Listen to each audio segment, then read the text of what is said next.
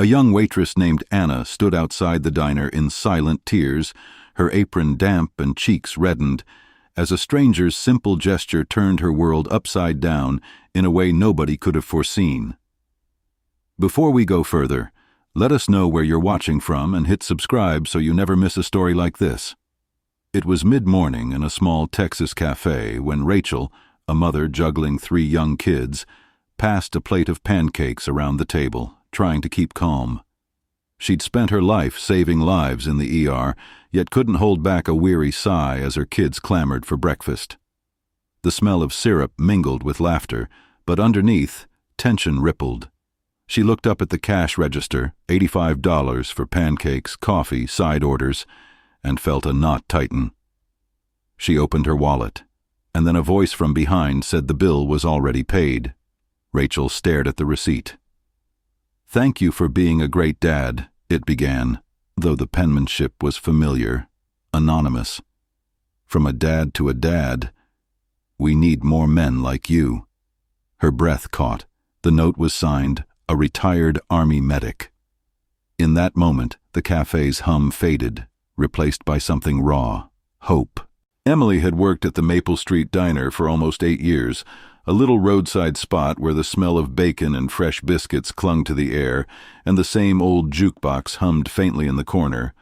Locals knew her for her easy smile and quick service, but few realized how much she was holding together just beneath the surface. Rent was overdue, utility bills stacked on the kitchen counter, and she often stretched a bag of groceries over the course of an entire week. As a single mother to a little boy named Noah, she carried the weight of 2 roles, provider and comforter, while pulling double shifts that left her drained by the time she tucked him into bed at night. Her co-workers admired her grit, but even they couldn't see how close she was to the edge, quietly praying each day that nothing else would go wrong. On most days, Emily masked her exhaustion with a practiced cheerfulness, balancing plates of hot meals with one hand while scribbling down new orders with the other. Regulars often joked she could run the place blindfolded, and she laughed along, even when her feet ached and her back throbbed from hours on her feet. What her regular customers never saw was Emily lingering in the break room, calculating which bill could wait another week and which one couldn't. Sometimes she skipped meals so Noah could have more on his plate, whispering to herself that he'd never know how much she sacrificed. The diner was her lifeline, meager pay, modest tips, but steady. Without it, everything she had managed to hold together would collapse. That quiet fear sat with her every single shift, as constant as the coffee pots brewing on the counter. Yet, life has a way of bringing strangers across our paths in moments we least expect.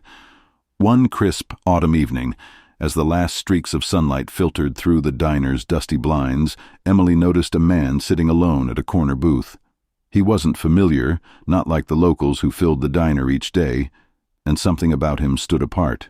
His clothes were plain, his manner polite, but there was a heaviness in his eyes that made her pause. He thanked her kindly for the coffee she set down, almost too softly, and returned to staring at the steam curling from the cup. Emily sensed there was more to him than met the eye, but she couldn't yet imagine how deeply this quiet stranger would soon alter the course of her life. The dinner rush had just eased when the bell over the diner door gave a soft jingle, and Emily glanced up from the counter. A man stepped in, his jacket frayed at the sleeves, his shoes worn thin, and his eyes carrying the hollow look of someone who hadn't slept indoors in days. He slipped quietly into the booth nearest the door, his shoulders hunched, as though hoping no one would notice him. Emily walked over with her notepad, but the man hesitated before ordering, his voice low, almost embarrassed. "Just a coffee," he murmured, though his eyes lingered on the plates of food being carried past. Emily understood the look. She had seen it in her own mirror on nights when she skipped dinner so Noah could eat. Without thinking, she returned to the kitchen and ordered a warm meal, burgers, fries, and pie, charging it to her own paycheck instead. When she set the plate in front of him, the man's hands trembled as he pulled it closer. "Ma'am," he whispered, his voice rough from the cold air outside, I don't know how to thank you." Emily smiled faintly and shook her head. "Just eat," she said softly. "You can thank me by staying warm tonight." He nodded, his eyes glistening with a quiet gratitude that didn't need words. At that table, under the dim diner lights and the soft hum of the jukebox, he ate slowly, savoring every bite as though it might be his last real meal for a while. Emily busied herself at other tables, but her thoughts kept drifting back to him. She felt an ache in her chest, an ache born of recognition, of knowing what it meant to struggle silently, and how a single act of compassion could keep someone afloat for just one more day. But not everyone shared her compassion. As Emily rang up a bill at the register, her manager, Mr. Collins, leaned against the counter, arms crossed, his expression stern. He had been watching. "Emily," he muttered, his voice sharp but low enough not to carry. "You know we don't run a charity here. Every dollar counts. You start giving food away, it comes out of our pockets." Emily stiffened, swallowing hard, her cheeks burning. She wanted to argue, to explain that humanity should matter more than a balance sheet, but the weight of her own unpaid bills pressed against her tongue. She nodded silently instead, though inside, her conscience burned.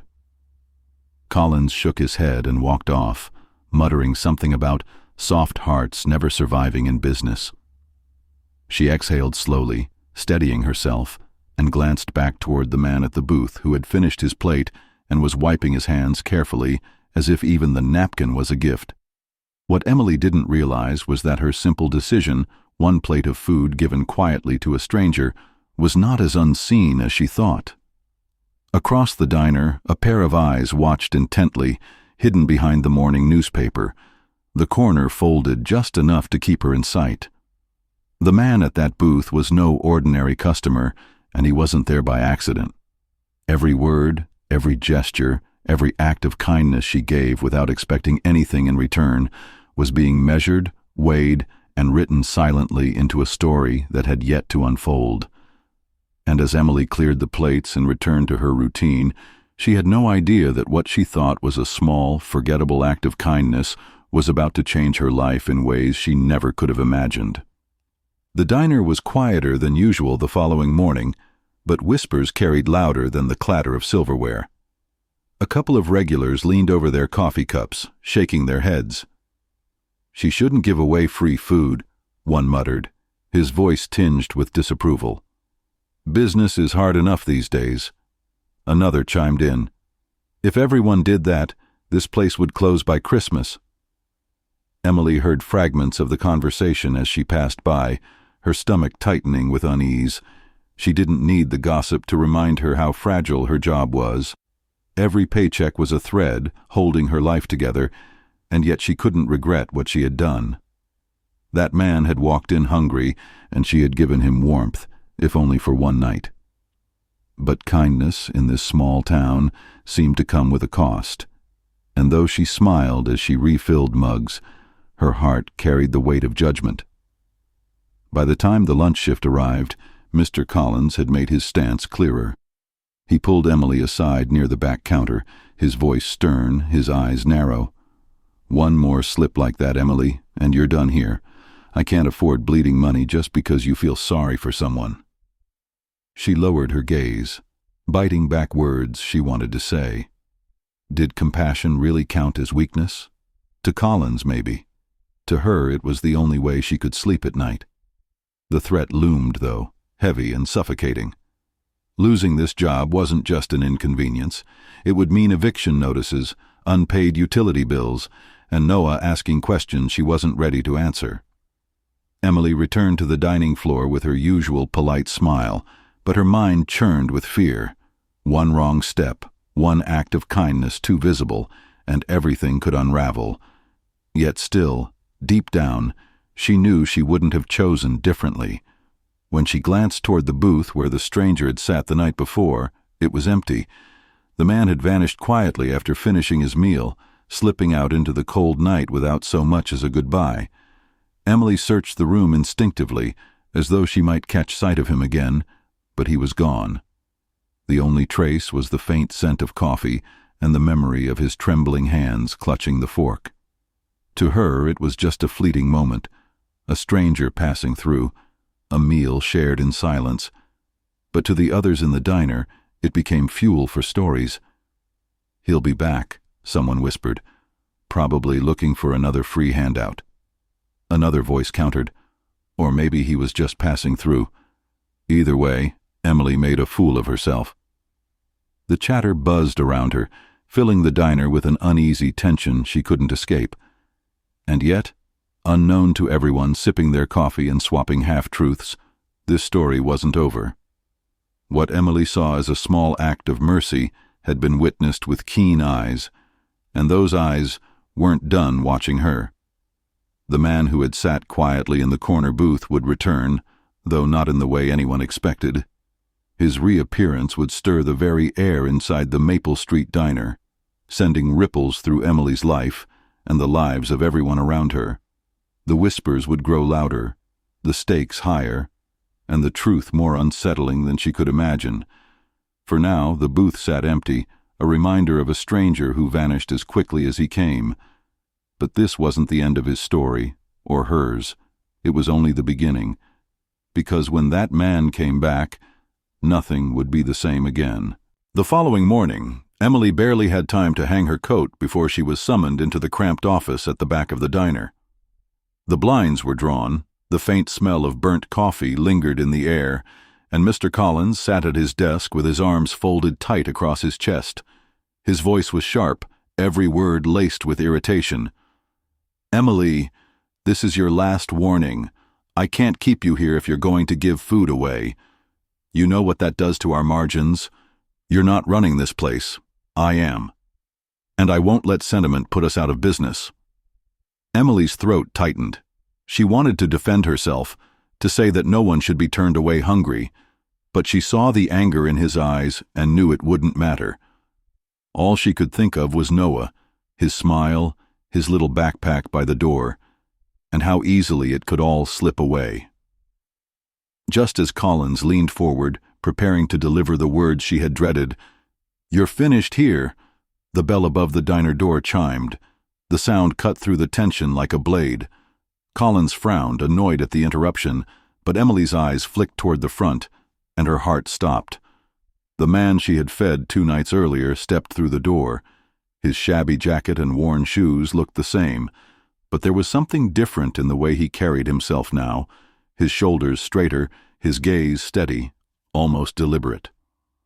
Conversations in the diner quieted as he moved toward the counter, each step echoing in the silence. Emily felt her pulse quicken, confusion knotting in her chest. Why was he back? And why did he suddenly seem so different from the man who had eaten with trembling hands at the corner booth? The employees froze as the man reached the counter. With calm precision, he pulled a leather wallet from his pocket, not the frayed, empty kind they had expected, but a fine wallet, its edges polished and clean. From it, he withdrew a sleek card and set it on the counter, its embossed lettering catching the light. A ripple of whispers surged through the diner. He wasn't a drifter. He wasn't broke. He was something else entirely. The servers exchanged wide-eyed looks, stunned, while Collins's scowl faltered. Emily stood rooted to the spot, her breath caught between disbelief and the sudden, dizzying realization that everything she assumed about him had been wrong. The man turned his gaze toward her, and in that moment, she knew. He had been watching her far more closely than she ever imagined.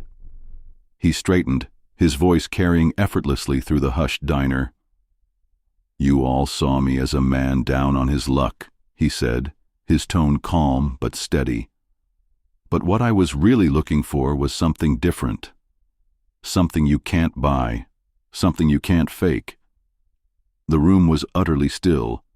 Even Collins said nothing, his jaw set, his eyes darting nervously. The stranger's words hung in the air, pressing down on every person in the diner. Emily felt her chest tighten, her hands trembling at her sides. Her coworkers leaned closer, breath held, waiting for the revelation. And then, with a slight pause, he glanced at Emily again. "And what she showed me," he continued, nodding toward her, "was exactly what I came here hoping to find." The diner fell into silence so deep, even the hum of the refrigerator seemed distant. But what he said next stunned everyone into silence. The stranger let the silence linger for a moment longer before reaching into his coat pocket. Slowly, he withdrew a folded document, placing it flat on the counter where everyone could see. Collins leaned forward, his frown deepening as his eyes skimmed the header at the top, official papers stamped with the name of the company that owned the Maple Street diner. The man's voice was steady as he spoke, no trace of hesitation.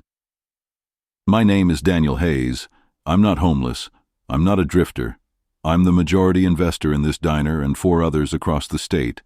I came here under the radar because I wanted to see for myself how this place was run, how the people who represent us treat others when no one is watching." The words crashed into the room like a thunderclap. Employees exchanged startled glances, mouths parted in disbelief, while Collins's face turned pale. Daniel turned his gaze squarely on Emily. "Out of everyone here," he continued, "you showed me what I was looking for, kindness, even when it cost you something. You didn't know who I was. You didn't expect anything in return. You treated me like a human being when others treated me like a problem to ignore." Emily's chest tightened, her throat catching as the weight of his words sank in.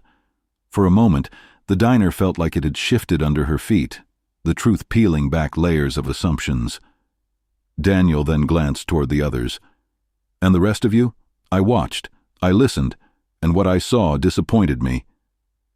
Murmurs rippled through the room, the air thick with shock. Some lowered their eyes, guilt flashing across their faces. Others stiffened, their jaws set defensively, unwilling to accept what they were hearing. The divide was immediate and sharp. But then came the twist within the twist. One of the waitresses, a sharp-tongued woman named Carla, folded her arms and scoffed. "This is ridiculous," she muttered loud enough for everyone to hear. "You expect us to believe you're some investor, walking in here dressed like that? More likely, you're just some con artist playing games." Another employee nodded in agreement, their eyes narrowing in suspicion. Jealousy flickered too, thinly veiled, as some of them glanced at Emily with resentment. The recognition and praise that should have felt like a triumph began to sour under the weight of doubt and envy. Emily's stomach churned. She hadn't asked for this attention, hadn't sought to be singled out. But now she found herself at the center of a storm, caught between disbelief and simmering hostility from the very people she worked beside every day. Collins, still reeling, tried to reclaim control. "Let's be clear," he said, his voice strained. "If you really are who you say you are, then you'll have no problem proving it. Papers can be forged, stories can be made up. What proof do we actually have that you're the man behind these diners?" Daniel's eyes narrowed slightly, but his composure never wavered. He slid a business card across the counter, the embossed logo unmistakable, the kind that no ordinary person could fake. Yet even as Collins picked it up and examined it, doubt still clung to the air. Some whispered that it was all too convenient, that no man of wealth would sit in a shabby jacket eating free meals. Others, envious of Emily's sudden spotlight, muttered that she must have known him all along. Division spread like a crack through glass, sharp and widening, leaving Emily shaken and unsure of what might come next. Emily stood frozen behind the counter, her heart pounding as relief washed over her. She wasn't going to be fired, not now, not after Daniel's reveal. But almost as quickly as the relief came, another feeling rose inside her, sharper, harder to name. Anger. She thought back to the moment Collins threatened her job, the way customers whispered about her decision, the sleepless nights spent worrying about rent. All of it had been real for her. She hadn't acted out of performance or expectation. She had simply seen a man in need and done the right thing. And yet now, to learn it, had all been a test. To realize her kindness had been weighed and measured, as if her heart was something to be scored. That stung in a way she hadn't expected. She glanced at Daniel, her jaw tight, wondering if his praise was recognition or manipulation dressed as generosity. Collins, sensing his authority slipping, tried to regain control of the narrative. "Look, Emily," he said, his voice clipped, "you have to understand where I was coming from. This is a business. Every dollar matters. If I let one employee give meals away, what's to stop everyone from doing it? We'd shut down in a month. I wasn't trying to punish you. I was trying to protect the diner." His explanation carried logic, but also cowardice. The same man who moments ago threatened her job now painted himself as a steward of the diner's survival. Emily listened, her eyes fixed on him, but the words didn't soften her. Protecting the business, she thought, had come at the expense of protecting people. Was it truly leadership to keep a place afloat if compassion had no place in its walls? Or was it simply fear disguised as responsibility? The questions pressed harder than his justifications. Meanwhile, Daniel's presence stirred its own unease. For all his talk of kindness, what did it mean that he had deceived them all, appearing as a hungry stranger, letting her risk her livelihood, letting her carry the weight of judgment while he sat silently watching? Was that fair? Or was it a manipulation in the name of morality? Emily's mind spiraled through the contradictions. He had honored her for her humanity, yet stripped her of choice by hiding who he truly was. It was a paradox. Gratitude tangled with resentment. Some employees muttered that he was noble, a man who wanted to see truth without titles clouding the picture. Others whispered that it was a cruel game, that testing someone's compassion by placing their livelihood on the line wasn't kindness at all. In that gray area, Emily found herself trapped, unsure whether she had been uplifted or used, and that is where the story reached its deepest conflict. Was Daniel a benevolent man, reminding people that decency still mattered, or was he a manipulator, playing with lives to satisfy his curiosity about human nature? Was Collins justified in enforcing strict rules for survival, or had he abandoned the very soul of what a community diner should stand for? And Emily? Was she a hero for following her heart, or a fool for risking everything when she could barely afford to keep her own lights on? These questions rippled through the room, but they also rippled to you, the viewer. What would you do if you were in Emily's shoes? Would you have served that plate of food knowing the cost? Or would you have turned away, protecting your own fragile security? Before we continue, let us know your thoughts in the comments. We'd love to hear how you see it. The diner grew silent as Daniel finally rose to his feet, his calm voice filling the room with a weight no one could ignore. He looked directly at Emily first, his expression soft yet resolute. "You chose compassion when it cost you something," he said, his words deliberate, almost reverent. "That is the kind of character no paycheck can buy." From his coat pocket, he drew a letter and placed it on the counter in front of her. Emily's hands trembled as she opened it, her eyes widening as she read, a promotion, a raise, and a scholarship fund set aside for Noah's future. Tears welled in her eyes, not just from relief, but from the overwhelming realization that all the nights she had whispered prayers into her pillow had somehow been answered in this single moment. The employees and customers alike stared in disbelief as the weight of her new reality began to sink in. But Daniel's tone shifted as he turned toward the others, his kindness now edged with finality. "And to those who mocked compassion, who saw kindness as weakness," he continued, his gaze sweeping across the diner, "there are consequences for that too." Collins stiffened, his jaw tightening, as Daniel announced that leadership built only on profit could not continue under his vision. Collins would be removed from his managerial position effective immediately, replaced with someone who understood that decency and dignity must live alongside business. A few other staff members who had openly sneered at Emily's gesture were placed under review, their futures uncertain. Gasps filled the room, and the atmosphere turned electric, relief for some, shock for others. Emily, overwhelmed, stood still, her heart pounding as she realized her quiet act of empathy had not only saved her life, but reshaped the entire diner. In one night, her life changed forever. As the dust settled in that small-town diner, Emily found herself holding more than just a letter promising security. She held proof that even in the hardest of times, kindness had a way of carving paths where none seemed to exist. One quiet act, one plate of food, offered with no expectation of return, had rippled outward to reshape not only her own life, but the lives of those around her. The customers who once whispered behind her back now saw her with new eyes, and even those who had doubted her began to wonder about the weight of their own choices. Sometimes the smallest gestures leave the loudest echoes, carrying further than we could ever imagine. And as Emily walked home that evening, the cool night air brushing against her cheeks, she thought of Noah sleeping soundly in their small apartment. She realized that the lesson was not just about reward, but about courage. The courage to choose compassion even when the world tells you it's foolish. Because in the end, success is not measured by what we keep for ourselves, but by what we are willing to give when someone else needs it most. And so I ask you, what would you have done if you were in Emily's place?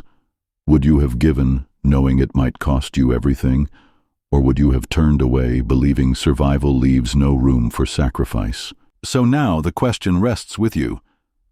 Do you believe Emily truly deserved what she received, a chance to rewrite her life and give her son a brighter future? Or do you feel the test itself was unfair, a trial no hardworking person should ever be forced to endure? Let us know in the comments, because your opinion matters more than you think, and these conversations are what give stories like Emily's their power. If this story touched your heart, even just a little, hit the like button. It helps us bring more of these powerful true-to-life stories to people who might need them most. And don't forget to subscribe if you're new here, because each week we share stories that remind us of the resilience, compassion, and humanity that still exist in this world. Until next time, thank you for watching, and remember, one act of kindness can change everything.